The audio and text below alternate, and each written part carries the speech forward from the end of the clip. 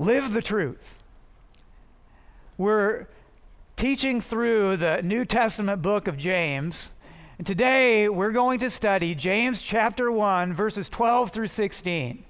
So this passage, it begins with these words. It begins with this: blessed is the one. Very first word, blessed. That grabs my attention. Blessed. Do you want to be blessed by God? I read this and think, I do. Sign me up. Blessed by God. How do I do that? How do I get that? Show me what I have to do. Well, the passage today is going to show us. Let me start with this. Oreo cookies. Like the most famous cookies in the nation. And these aren't original Oreos. These aren't double stuffed Oreos. These are mega stuff. Have you ever had these? I mean, they're so big. There's like 3 of them in this whole package. But they're good. Why? Well, Oreo cookies, they're not good because of the chocolate wafers. They're good because of the cream. Well, verse 13 in James 1 says this: when tempted. James doesn't say, hey, if you're tempted, I'm going to give you some advice. He doesn't do that. No, he doesn't say if you're tempted. He says when you're tempted, because he's saying it's going to happen. Temptation is just a reality of life. We are all tempted to do things that we know to be wrong, or to refrain from doing things that we know to be right when tempted. See, he's saying it's not a sin to be tempted. Jesus was tempted. He never sinned. Temptation only becomes a sin when you give into it.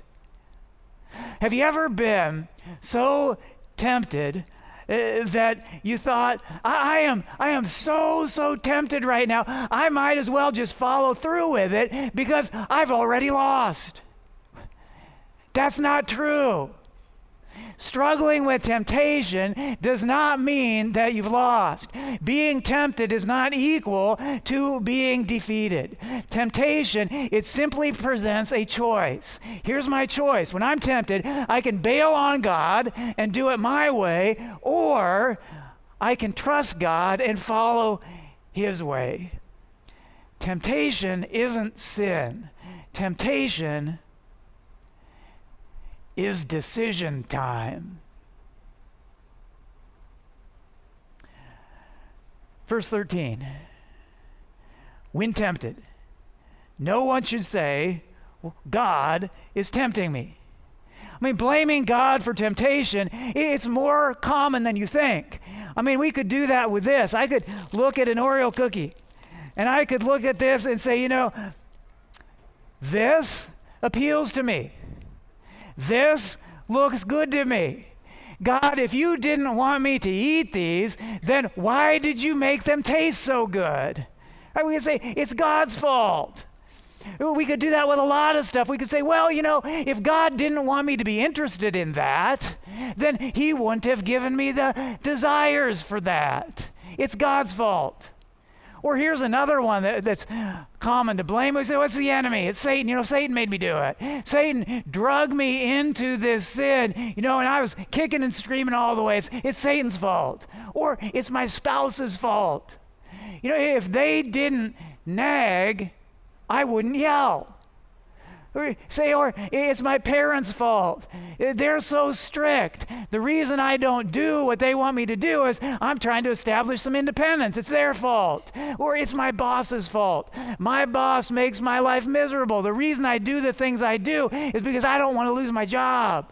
It's really easy to do this. Well, it's God's fault, or it's Satan's fault, or it's my parents' fault, or it's my spouse's fault, or it's my boss's fault. The Bible doesn't point the finger at any of those. It actually points the finger in the opposite direction. Right? Yeah. Verse 14. This is a hard passage from the Bible. Each person is tempted when they are dragged away by their own evil desire and enticed. This isn't a real fun one.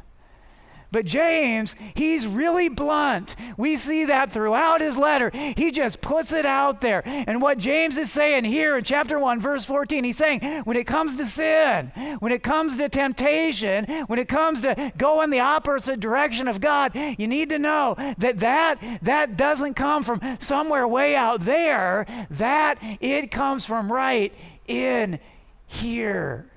James says it comes from within us. Within us. Temptation, it's an inside job. And I imagine, as you hear those words that James is teaching in the Bible, that you probably are picking up on this, that those words, what James is teaching, is in direct conflict with the culture that we live in. We live in a culture where the one all-inclusive, culturally driven standard is this: be true to who you are. If it is something that we feel, if it is something that we desire, if it is something that's inside us, then it must be right. It's who you are. Be true to who you are. Well, what if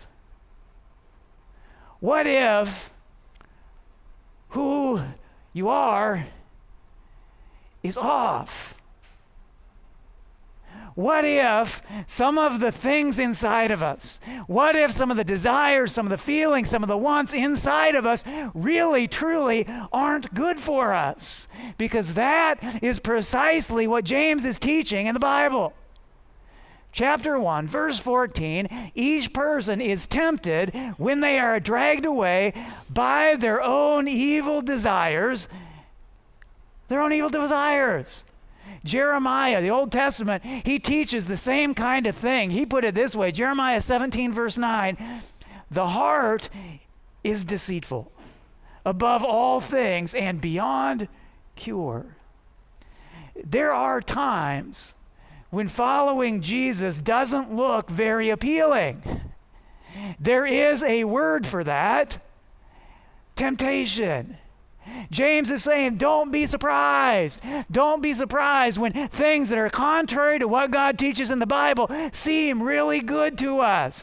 Don't be surprised when things that are contrary to what God teaches in the Bible, when they appeal deeply to us. He's saying that's temptation, and we all face that. Verse 14. Each person is tempted when they are dragged away by their own evil desire and enticed. Enticed. Enticed, that means it's going to seem good to us, or else it wouldn't entice. Entice, that means it's going to appeal to something within us. James is saying, count on that. Plan on that.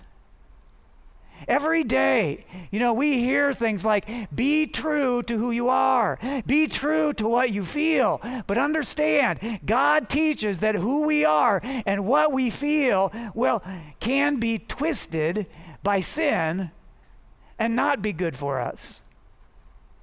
That's this, verse 14. Each person is tempted when they are dragged away by their own evil desire and enticed. James is teaching there is a way that may seem good to us, but that doesn't mean that it is good for us.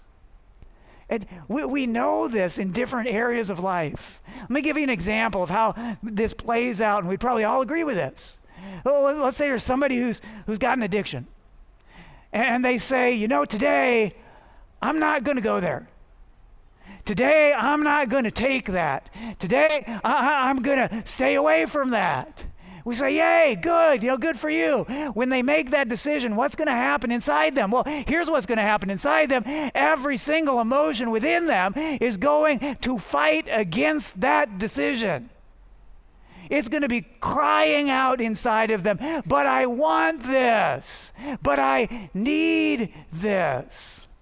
From an objective outside position, we can all look at that and say, well, yeah, the way to health, the way to freedom is to go against what they crave and to say, no, no, no, I am more than this. I am more than my wants. I am more than my desires. I am more than my cravings.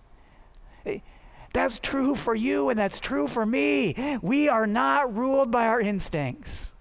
We are not enslaved by our desires. We are not controlled by our impulses. We are more than skin and bones. We are more than adrenaline and hormones. We're not animals. We are children of the living God. We can live for more than momentary pleasure. We can live for purpose.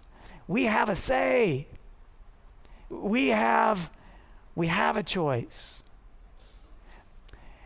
Here's a fundamental truth about Christian life. Following Jesus is more a matter of the will than of the emotions. Feelings are important. They're a gift. God made them. God designed them. God created them, and He gave them to us. But understand, they were never designed to form our decisions. Our decisions are based on our commitments. Our decisions are based on our values. Our decisions are based on our God and His will. Jesus never said, hey, follow me when you feel like it. He said, follow me. Period. Being a follower of Jesus means there will be times that we do things that we don't feel like doing. It may mean, changing our priorities. It may mean modifying our behavior. It may mean obeying the Bible when we feel like it and when we do not. Well, here's the next verse, verse 15. It says, after desire has conceived, it gives birth to sin. And sin, when it is full grown, gives birth to death.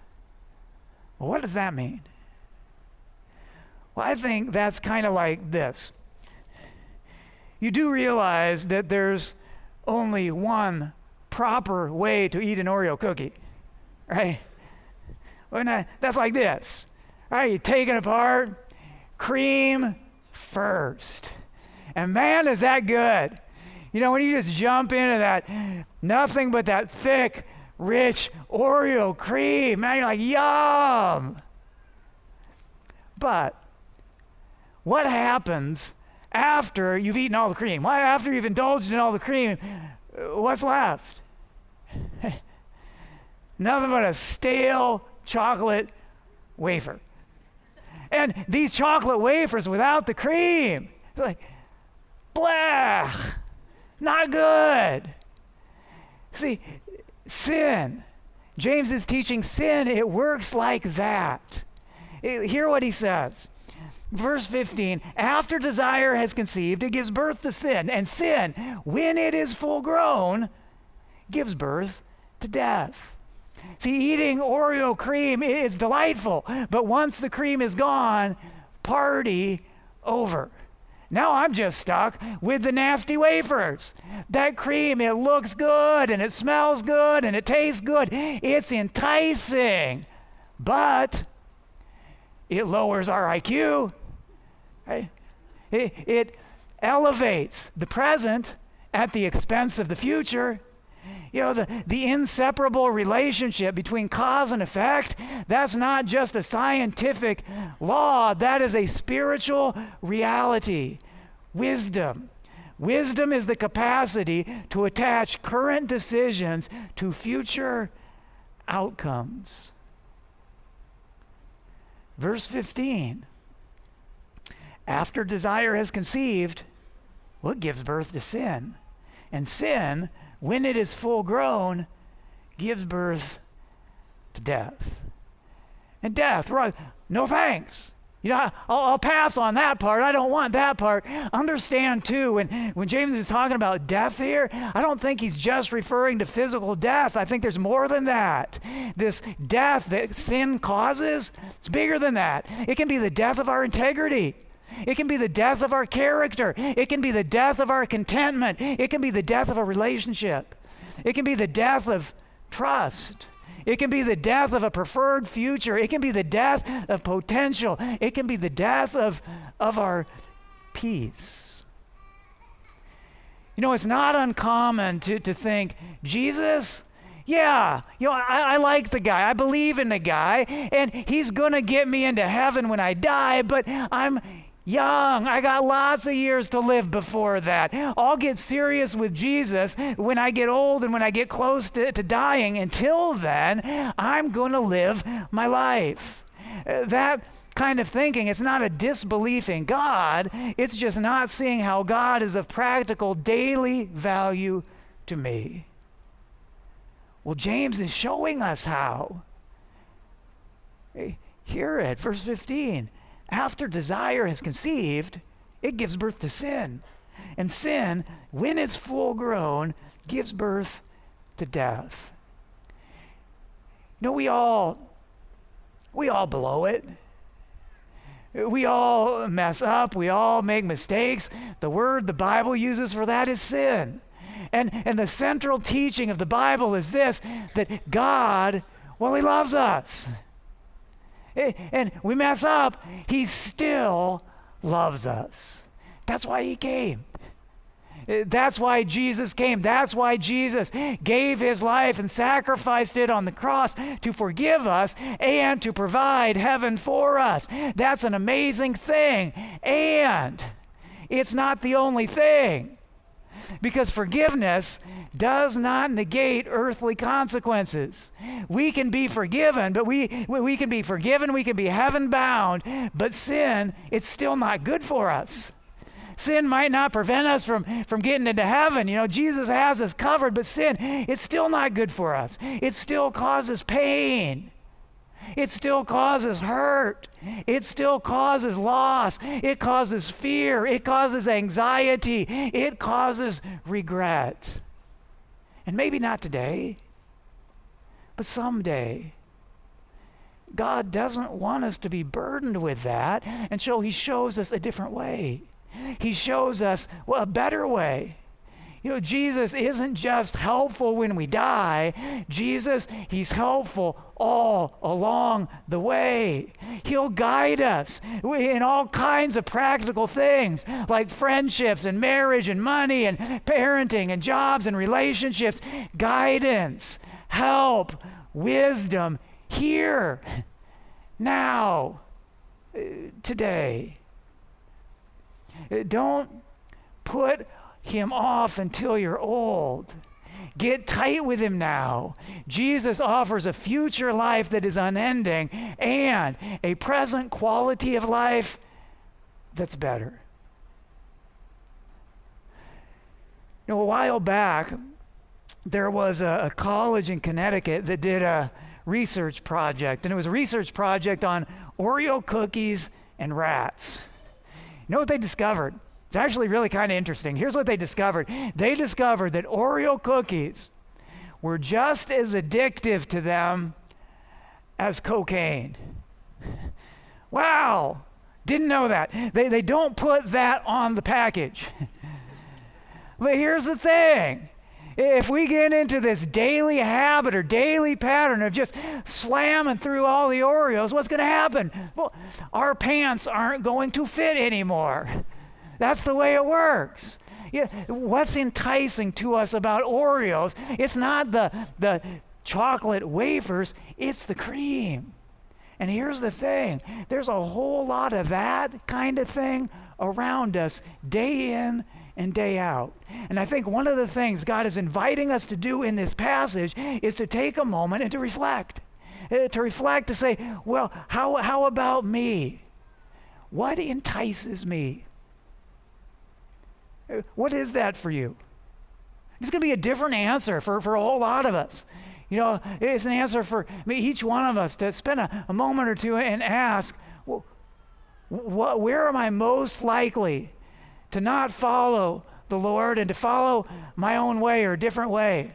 Where am I the most vulnerable? Where am I most likely to be enticed? Maybe for you, it's deceit. You're like, man, I know how to spin it. I'm good at that. I can do that well. Or maybe it's alcohol or something along those lines. And you're like, I can't go over to Joe's house because when I do, I know he'll pour one and then I'll get myself into a lot of trouble. Or maybe it's a relationship. Maybe you're at a point where you're like, I'm just not complete without having another person in my life.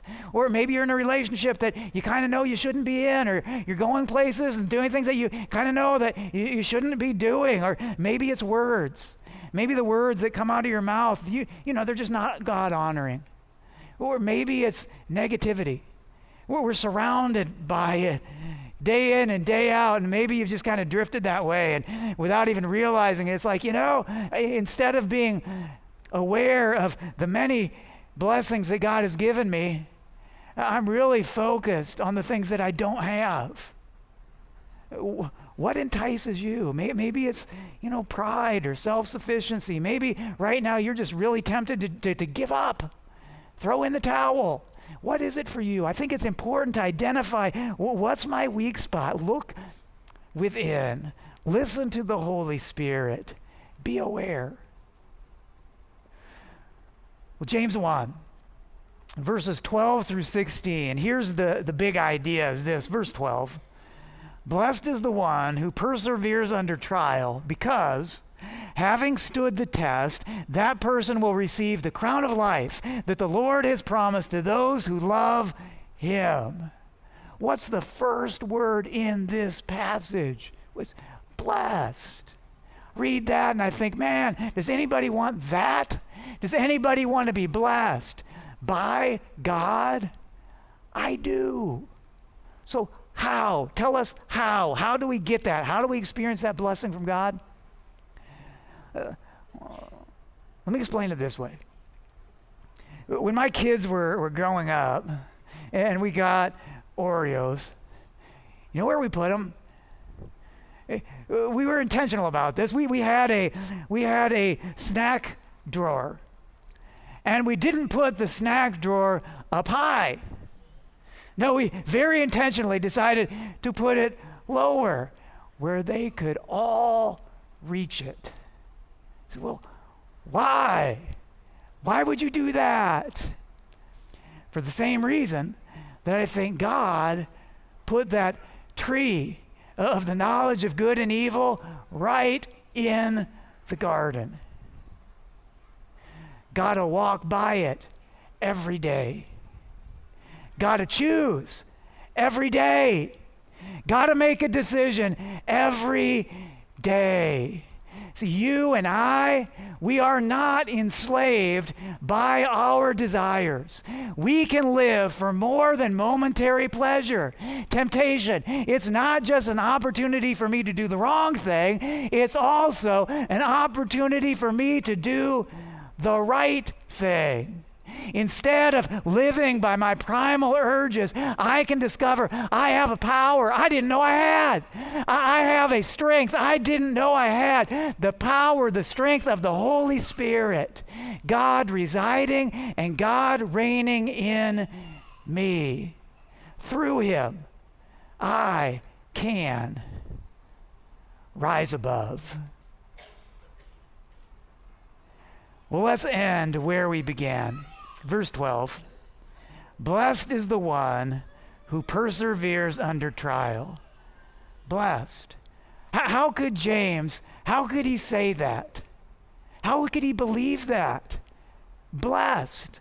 Blessed is the one who faces temptations and trials. How's that a blessing? Well, here's how. It's because trials and temptations present an opportunity. An opportunity for us to clarify, why do I exist? An opportunity for us to clarify, who do I trust? An opportunity for us to clarify, who do I live for? An opportunity for us to clarify, who do I serve? An opportunity for us to clarify what is most important. Temptation, it's an opportunity to say, my Lord and my God, I am tempted to serve me, but instead,